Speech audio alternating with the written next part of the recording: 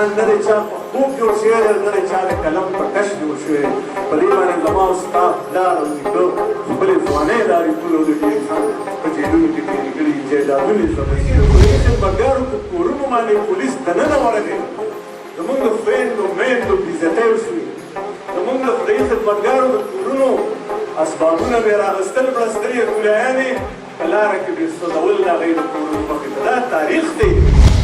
پښتنو دا جهاد نه دی، دا فساد دی. نن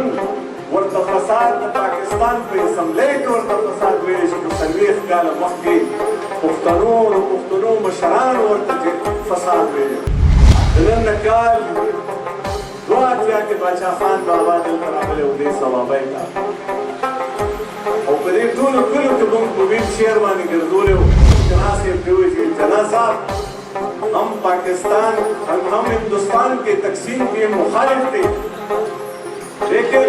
जब आपने पाकिस्तान बना ही लिया तो अब ये पाकिस्तान हमारा और आपका मुश्तरका है. हम खिदमत करना चाहते हैं, हमें खिदमत का मौका दे दो. हम इक़्तिदार और कुर्सी वाले लोग नहीं हैं. दा पर रिकॉर्ड वाले प्राथमिकता खबरें फिर मोहम्मद लाला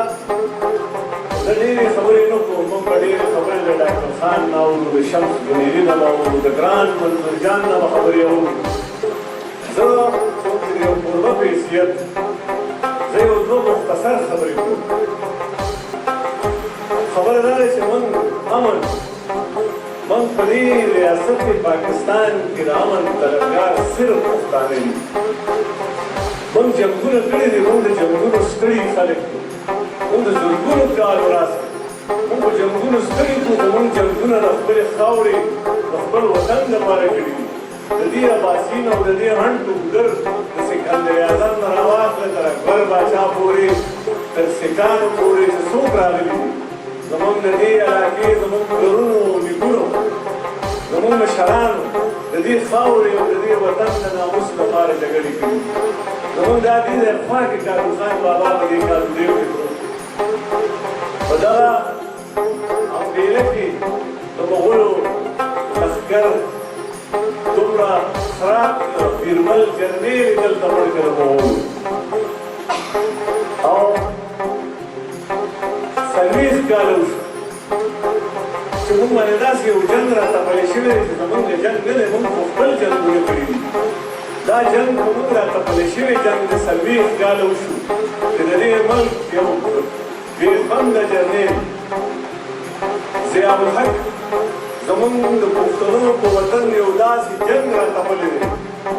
چې موږ یې برباد کړو. 4 کاله وشو. تاسو وګورئ داسې جنګ دی چې تاسو ټول مشران ناست دي. د نن نه کال 82 کې باچا خان بابا دلته راغلی و دې صوابۍ ته، او په دې ټولو کلو کې موږ په ویل چیر باندې ګرځولی وو. هغه به یو خبره کولې وه، ای پښتنو دا کوم جنګ چې پنجابي جرنیلانو راوړه ستاسو وطن ته افغانستان ته، دا ګورې نه د اسلام جنګ دی او نه د پاکستان جنګ دی، دا د روس او امریکې جنګ دی. او ای پښتنو ځانونه ترې بچ وساتئ. بیا تاسو وکتل چې د روس او امریکې په جنګ کې زموږ فوجي جرنیلانو د ضیاء الحق په مشرۍ کې د خدای پاک سپېڅلی دین اسلام دا یې د هغه امریکې لپاره استعمال کوي. جهاد دی چې جهاد شروع شو نو ستا په دې صوابۍ کې 3 غټ غټ د مهاجرو کیمپونه، زموږ په ټوله قبایلي علاقه کې په هره ایجنسۍ کې غټ غټ کیمپونه، ټریننګ سنټرونه جوړ شو، مجاهدین راووتل، د امریکې نه اسله راله، زموږ کور په کور کلاشینکوفونه شو، پوډر راله، هر یو څیز راله، او دلته خلکو په درنګه کې خولې ورکړې. دا د پاکستان ماماګان، دا د پاکستان د صلیبیت ټیکهداران، مسلم لیګیان، عالمان، مولیان، جماعت اسلامي، دا ټول راپاڅېدل او په درنګه کې خولې ورکړې.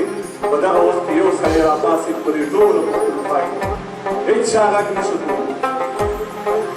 هغه نوم خان عبدالغني خان هغه راپاڅېد او په دغه چوکیدګاه کې ودرېد،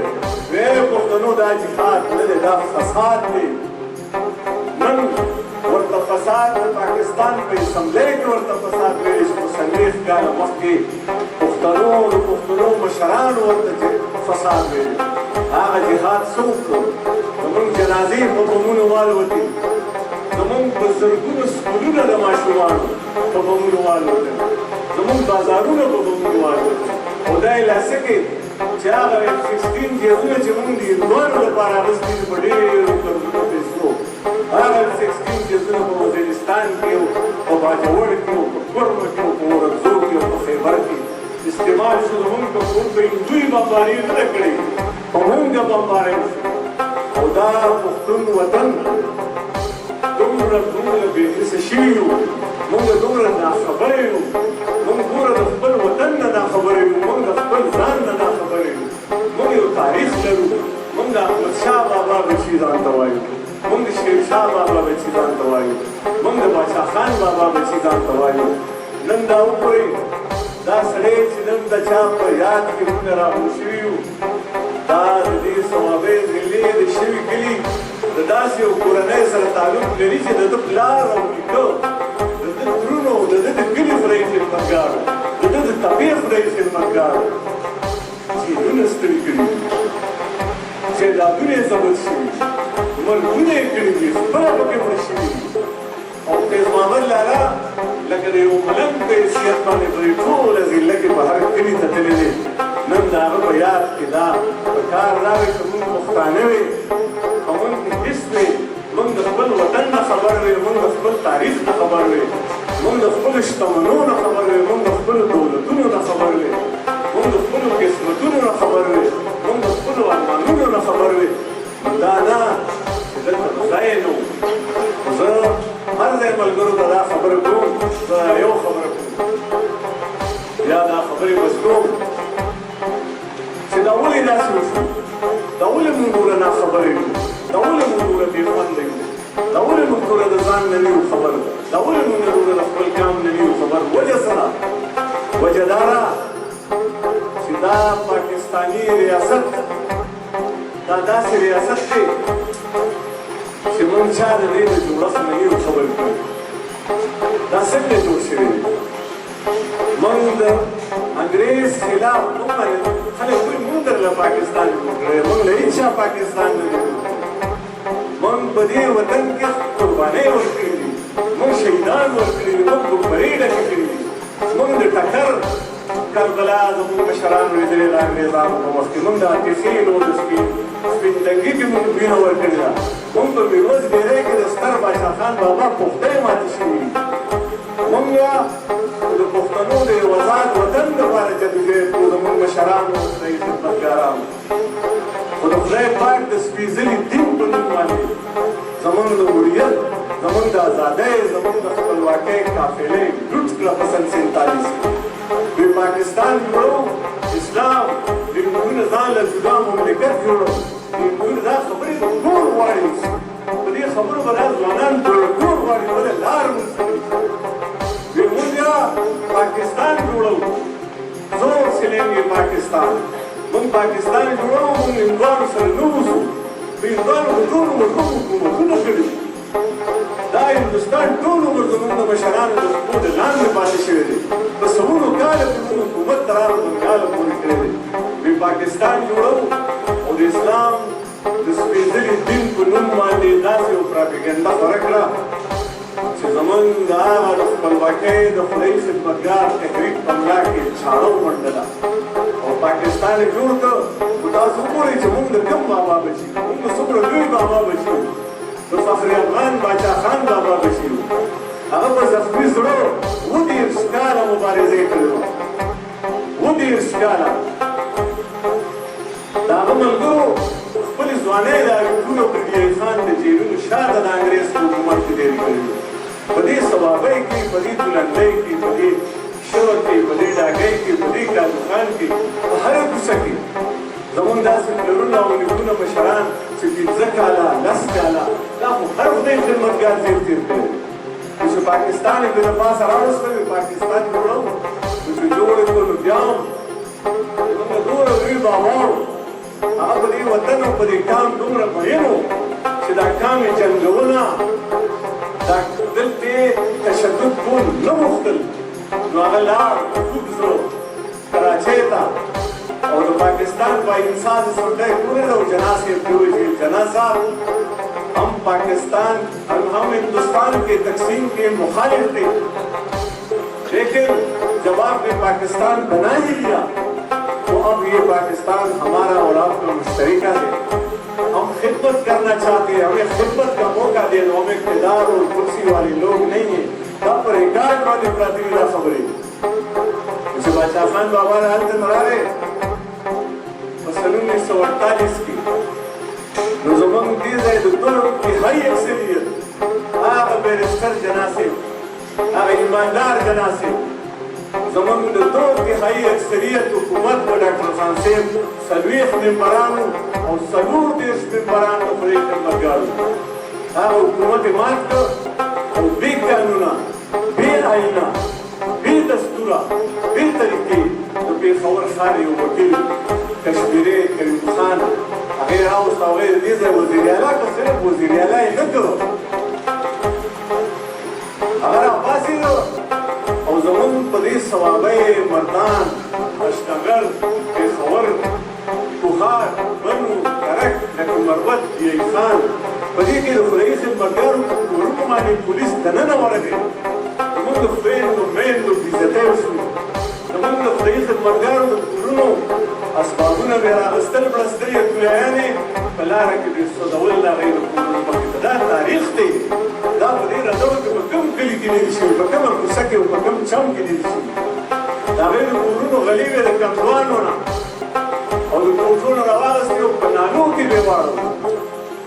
او بیا به په کورونو سپاره کړو مخونه به ولې کور او شکرې به ورته دا دي ځوانو ملګري دا د کافرانو ملګري دي دا د پاکستان خلاف دي او بیا یې اته کاله موږ چې کوم دی زموږ مشران په 1955 پورې د 48 ته موږ کاله د پاکستان ټول جیلونه ترې ډک دا خبرې زموږ د تاریخ په نصاب کې نشته نو دا یو خیري خبره درته کوم چې موږ ولې دومره بې خونده یو موږ بې خونده ځکه یو چې په دې پاکستان کې یو خاص سازش دلان دی زمون ځوانان بېلارې شوي موږ ته چې نصاب فیل دی موږ چې لاړ شو نصاب وګورو چې په اول کې داخل شي نو یو کرکټ روپۍ په سر کړي جناح صاحب د پاکستان جوړ کړی یو بل یې هغه لاس داسې کړی وي د پاکستان خوب لیدلی دی پاکستان نه دی چا په خوب جوړ شوی دی نه دی چا د قلم په کش جوړ شوی په دې باندې زما او ستا پلار او نیکه خپلې ځوانۍ لارې ټول د دې خان په جیلونو کې تېرې کړي جایدادونه ضبط شوي نو موږ ته دا څه تاریخ ښیي دا خو نشي ویلی که نه چې د انګرېز د نامل آزاد شوی دا خو نشي پټولی دا پاکستان خو هله آزاد شي چې انګرېز لاړ د انګرېز په موجودګۍ کې خو پاکستان نشي کېدی اوس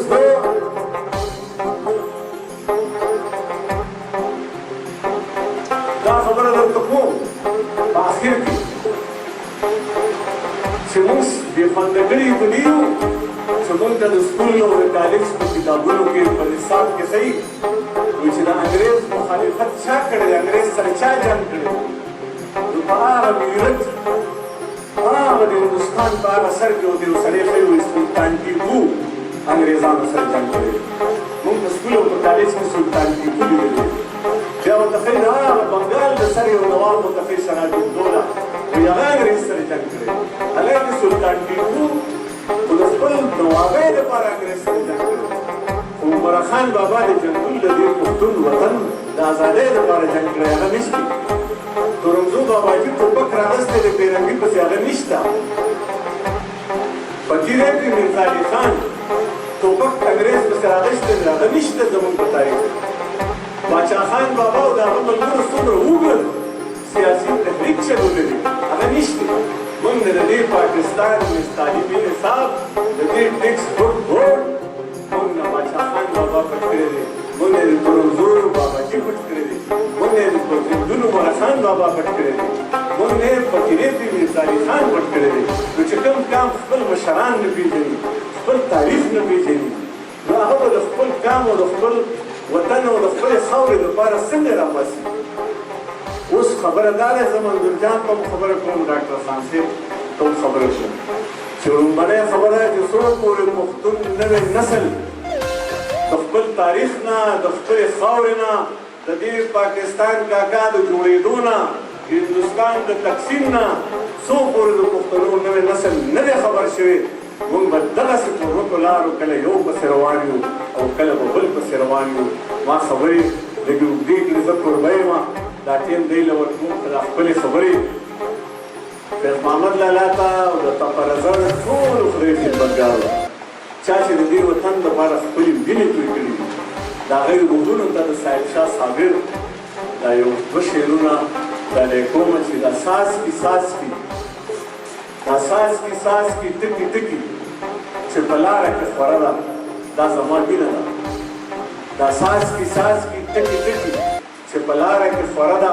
دا زما مینه ده په دې کې هر څومره سیلی والوځي که پرې هر څومره بارانونه وشي دا به رنګ نه اړوي دا زما مینه ده دا به دې قام له فیصله ورکوي او دا به سبا له فیصله ورکوي ډېره ډېره مهرباني سلام